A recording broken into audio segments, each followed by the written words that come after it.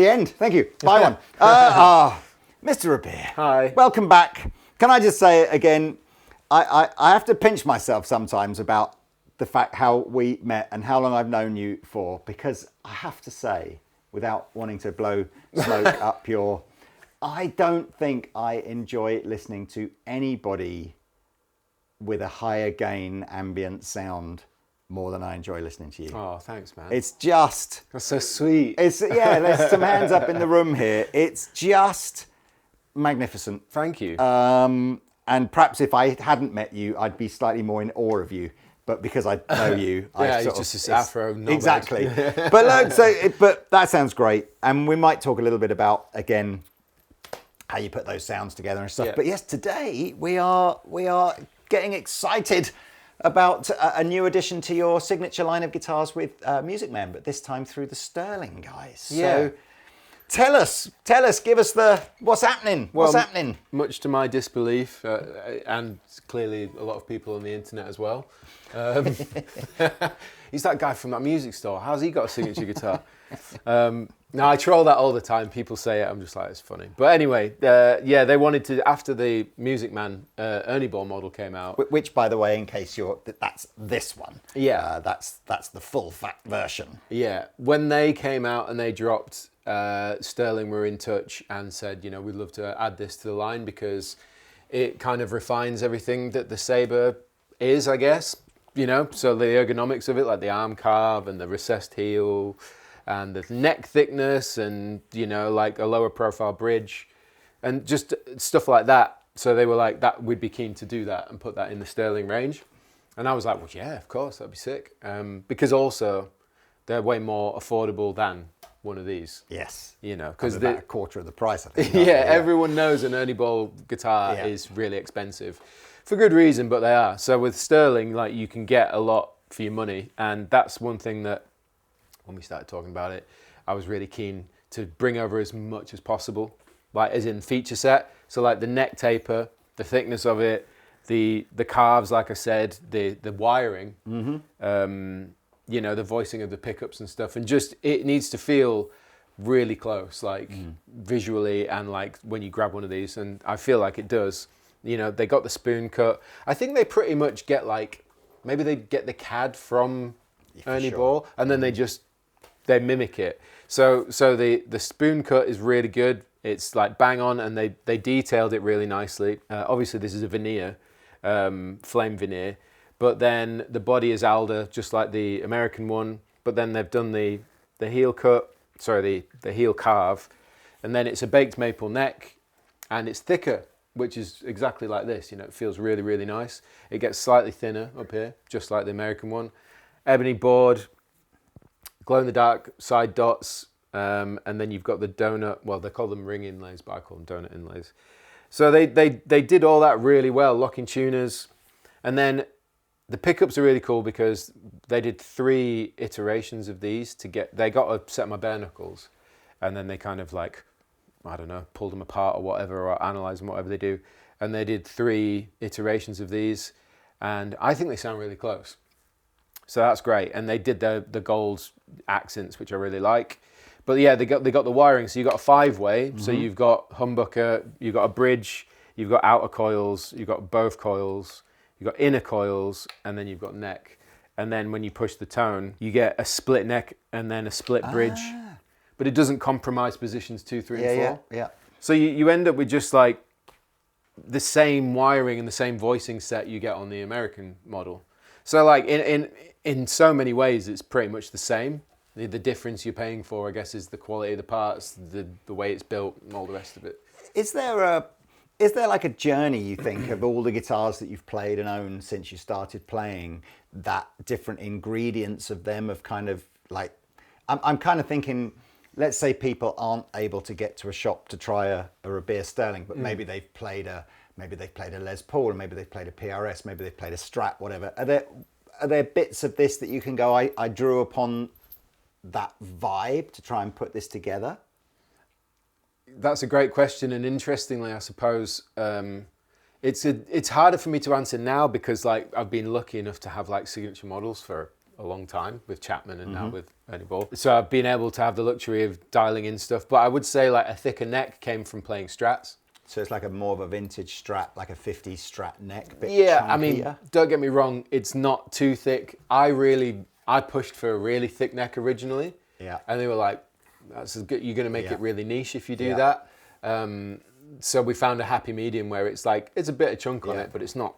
I would say that to me feels that feels like you've got another maybe 10% both width ways and chunk ways. So it absolutely wouldn't remind me of like a modern Strat neck, but it would remind me of perhaps I've got a 50s Strat, and it's got that slightly bigger chunk. It's closer to that.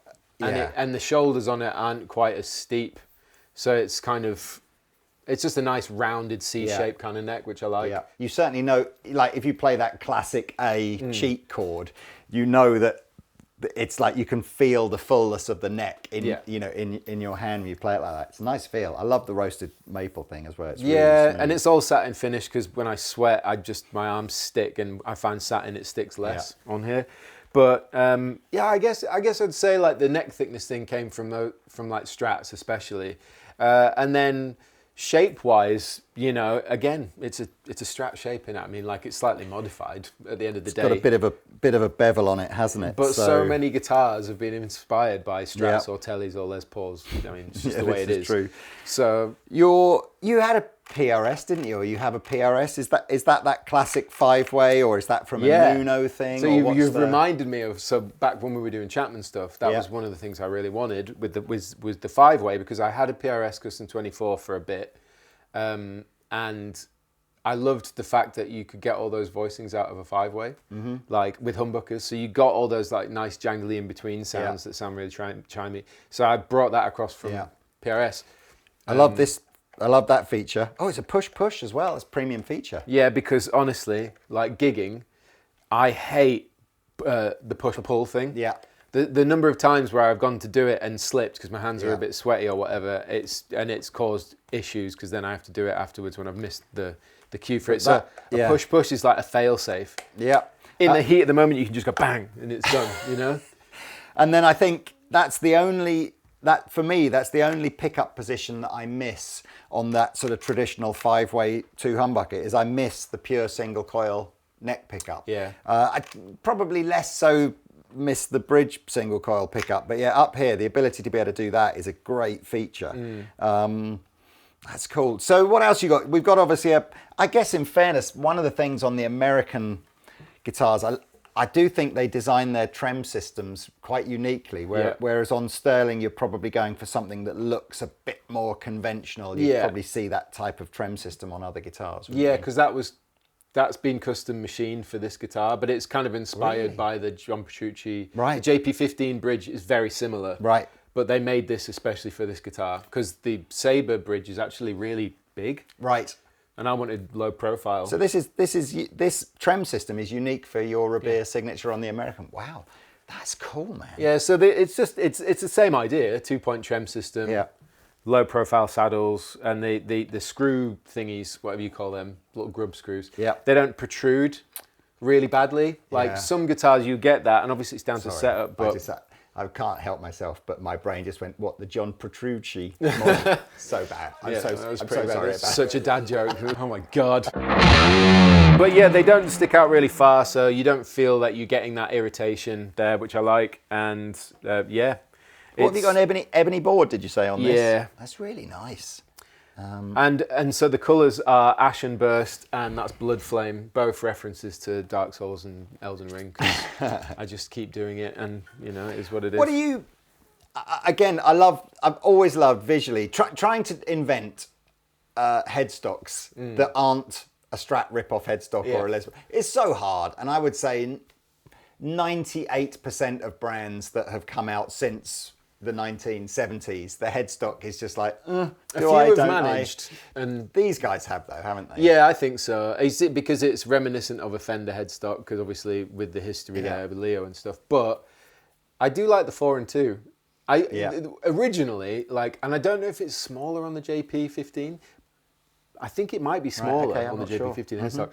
But originally was thinking maybe I'll get it bigger, but then I saw the Corey Wong one. It is bigger, and I'm like, no, I don't. It's too big. Right. This for me, I'm so used to it. And funnier now is that if I'm tuning up a Les Paul or a Gretsch or something with 3 and 3, I keep doing the E and the B string and then doing this, and I'm so used to it now.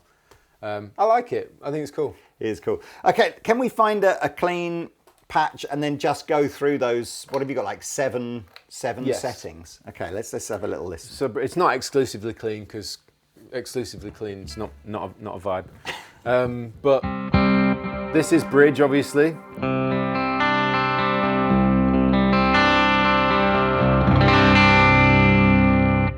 So that would be bridge. Position 2, outer coils.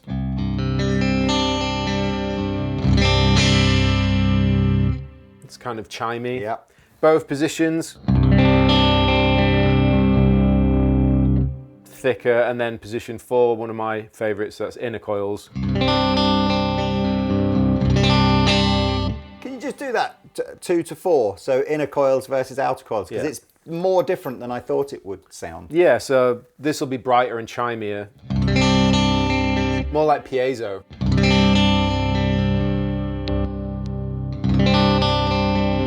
It's got a rounder sort of sound. Don't you find that sometimes amazing that all you've literally done is move a pickup a centimetre one way and the other way, and it makes a big difference to the tone, doesn't it? It's nice though. I like having those extra choices, especially with clean and ambient tones. And then neck.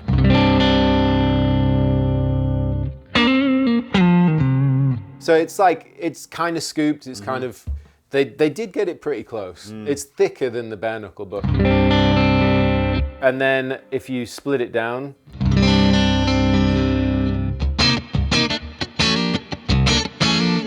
and then on the bridge, which I prefer with compression and EQ.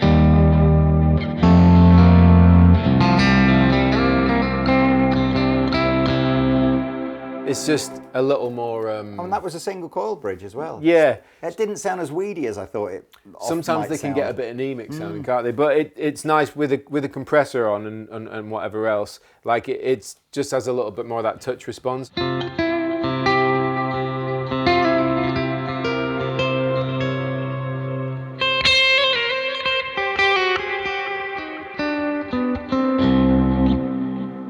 So that's cool.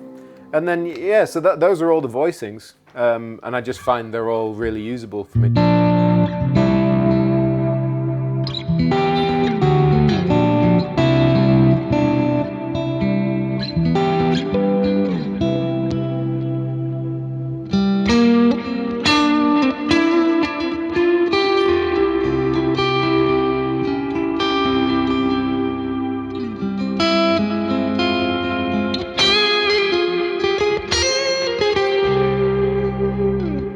Really nice. That sounds great, man. Yeah. We can talk a little bit about Vower as well, but has anyone ever approached you about writing scores for TV and film or anything like that? No. The only reason I ask you that I'd is love to. Every time you go into those passages of playing, I just can't help but it's so emotive.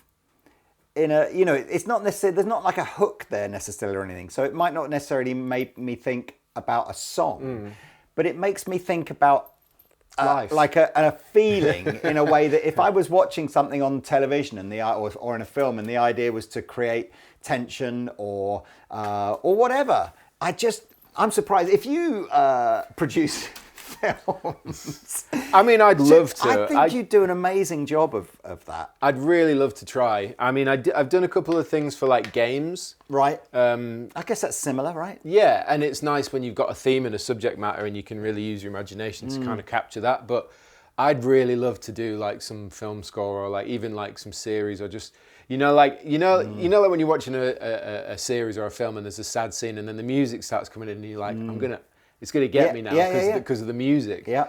I'd love to try and do that. I'd love to try and create that. I can't remember I think I've seen some sort of documentary on this or whatever, but it's like, if you take the music away, and it could be anything as like an Indiana Jones film or right down to something really deep and dark or whatever, you take the music away and everything just becomes two-dimensional and you lose. It's such a weird thing, music in film. It's such an important ingredient. Anyway, I noticed you've switched, so... It's identical. Same guitar, right, okay. But it's just, I thought, well, since it was sat there... Well, do you know what? I mean, we'll end this video with perhaps some straightforward A-B comparisons, but while you're here, tell us a little bit about what Vower's up to at the moment. I think this video is going to be going out... Oh, soon. So, okay, so it is just before your tour. So feel free to plug the Vower tour. But tell us about what's happening with Vower. Vower's been working really hard over the last year and a year and a half since it launched. We're self-managed and just pushing everything on our own, funding it ourselves. So we've been working really, really, really hard. Second record's coming out on the 14th of November. Going on tour on the 16th of November across Europe and the UK. And it's been great. It's been really good. And I think it's just that thing of just keep working at it, keep cracking on, keep writing more music. You know, we're halfway through writing an album, which should hopefully be next year. It's all going really, really well, and people seem to be into it, and we keep getting cooler opportunities, and it's just really fun being in a band again. That's good, man. Yeah. All right. So one of the things that has remained relatively consistent with you over the last 3 or 4 years is how you approach putting your sort of tones together. So still using quad cortex at the sort of heart of a 4-cable method. I am, yeah, for now. I mean, I love using QC. It's a great great combination of ease of use and versatility with tube amps. I used to obviously have my big pedal board, which I'd love to start using at some point again. But for now, it's a lot easier for me to use this rig. Basically, using 4 cables or 8 if you're doing stereo, I can place the preamp of the Kraken in QC via a effects loop block. So when it's not engaged, I can use any model inside QC. And then when I engage it, I go back to using the preamp of the Kraken. So you get to have the best of both. And what do you, if you've got a rig on stage, which is an amp and a cab, and then obviously Soundman's getting some sort of DI'd signal from here, are you still trying to mic the cabs up as well, or is that very much just for an on-stage experience? In Vower currently, it's basically our monitoring. Right. You know, like it's on-stage experience. But it also is that thing, if you stand in front of the cab, you get the feedback and all that classic stuff. And I guess in anything other than the biggest venues, the audience are still hearing an on-stage sound as well as front of house. It's that classic. So many bands I've seen where I think, you know, if I was sat at the front and they're all on silent stage modelers, it's going to sound so bad for them because all they're getting is drums, tiny bit of vocals being screamed over the drums. There's no guitar because it's all coming out of the PA. Doing it the way we do, or you know, if you use amps or whatever, but the way we do it means that front of house gets XLR, so it's consistent every night, but we get to blast cabs on stage, so anyone who is on the front row gets guitar and bass, which I think is invaluable. I remember went to see Joe Bonamassa at the Royal Albert Hall a few years ago, and we were super, super lucky. I think we had second row tickets, whatever like that. But it was just, the mix was amazing because you had this brilliantly mixed front of house thing plus this, it wasn't even loud, it was just perfect. Just this juiciness of like you were really hearing his on-stage sound. It sounded fantastic. Yeah, man. I love having like amps. I mean, the thing is nowadays that a lot of venues, you can't turn it up really loud. And also when you've got a vocalist, which I'm not used to still. I am used to it now, but with Tosca, you could just crank the amps. Now, if we do that, poor Josh has got like it, and the stages aren't massive. It's blasting down his mic into his in-ears. But you say that. I mean, in here, but play a chord of just like, I'm just... What, with a loud sound? Yeah. That is not even, you know, you can see tons of videos of us in here where we'll trigger 100 dB on the decibel meter. We've barely got over 90. I kind of feel like that's loud enough to give you that on-stage just chunk that you want and get the guitar reacting a little bit. And is it enough to, do you think it's loud enough to get it to feed back though? To do the classic? Well, what I mean is, it's not like it's impossible to fill out your sound unless you have that ragingly loud. But no, true. I mean, I still think, well, I don't know, can it go into feedback from here? From here, I don't know.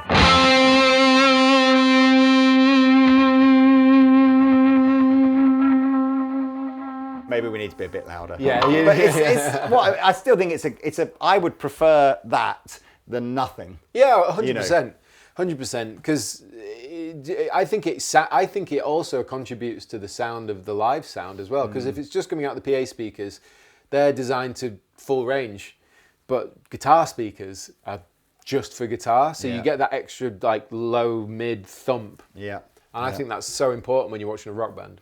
Okay, so links below to go and find out about Vower, and if you're seeing this video shortly after it's released and you live near one of the venues they're playing at, go see a show.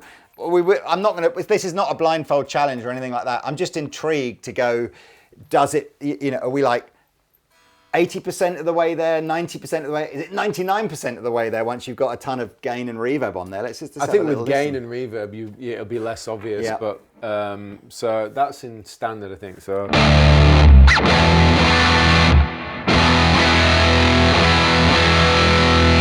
That would be.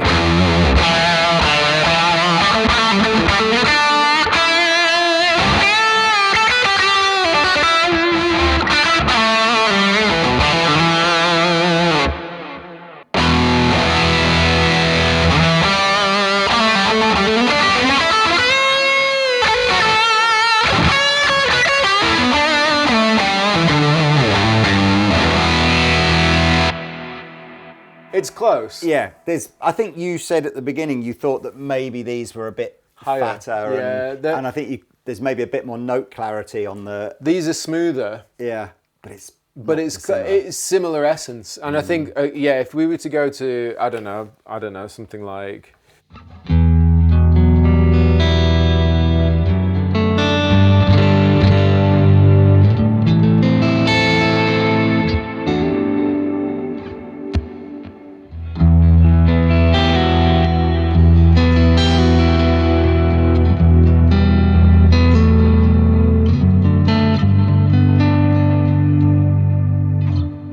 There's a bit more definition, I think, isn't there, on this? But at the end of the day, it's way more expensive, and you know it is what it is. Like bare knuckle making. Look at it! It's amazing. I think considering the price and considering that it's still achieving like that same range of tones, options, and all the rest of it, and like. Yeah, obviously you can sit on the internet and go, yeah, he's just trying to sell his model, isn't he? He's just trying to sell it, he's just trying to plug it, he's flogging it. That's every single Andertons video. What are you talking about? But I'm in a fortunate position where I get to have one of these guitars, and I've been very lucky in that people really want to buy one of these. They keep messaging me, asking when they're going to be out, and I feel confident in saying that if you're going to get one of these, you do capture the essence of the really expensive one if that's something that you aspire to have and you can't afford. I can say, having worked with Rabea on Chapman projects and on Victory projects, Rabea is not the guy that just goes, oh, you're just like, give me my colour and stick my name on it. Yeah. He's a pain in the arse, basically, to try and get a product that he wants to put his name on. But ultimately, that's why they're all good. And that's why I think if you look at things like the Kraken and how successful that's been and how many other guitar players have started to use it, I wish you all similar success with the Sabre. Thanks, man. So there you are. If you're a fan of Rabea's music, you like the look of this guitar, and you have got a spare £1,000, bucks, whatever it is, lying around, then dive on over to your local Music Man retailer's website, preferably Andertons website, and check them out. They look great. Congratulations, man. Thanks, dude. All right. And good luck with Vower. Thank you. See you soon. Au revoir.